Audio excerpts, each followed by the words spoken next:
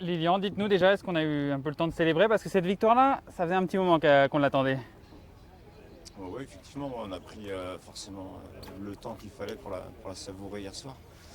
À l'hôtel, tranquillement, tous ensemble, voire même avec les autres équipes qui étaient présentes à l'hôtel. Donc c'est toujours des moments qu'il faut apprécier et savourer à sa juste valeur, parce que en ce qui concerne Peter, ça a été beaucoup de sacrifices, beaucoup d'efforts et maintenant une belle récompense. Vous dites avec d'autres équipes, ça veut dire qu'il y a beaucoup de monde qui est content de le voir revenir.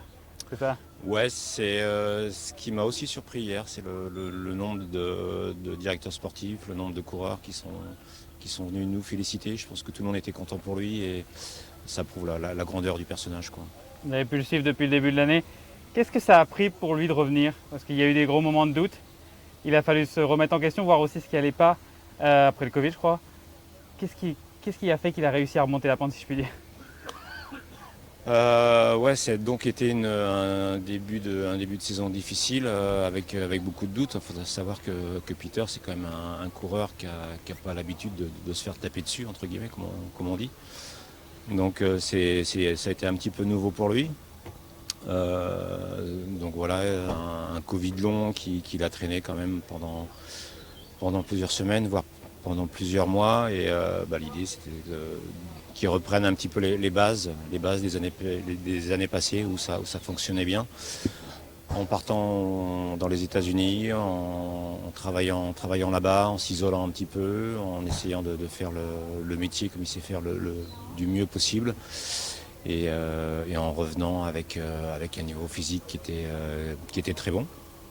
Les premiers jours ont été un petit peu plus, pas délicats, mais il lui a fallu un petit peu de temps pour se réadapter un petit peu au décalage horaire. Quelques obligations aussi avec le sponsor qui lui a pris un petit peu de temps. Donc on était tous très confiants qu'au fur et à mesure du Tour de Suisse, il allait monter en pression. L'objectif hier, c'était de le mettre dans les meilleures dispositions pour aller chercher un résultat sans obligation de victoire, parce qu'on ne savait pas trop où il en était, mais d'aller chercher le meilleur possible. Et le meilleur possible chez Peter Sagan, c'est la première place. Et il est de retour. Et les chiffres sont bons, si je puis dire. Le timing est bon. La progression n'est pas terminée, ça j'en suis persuadé. Donc petit à petit, il devient de plus en plus fort.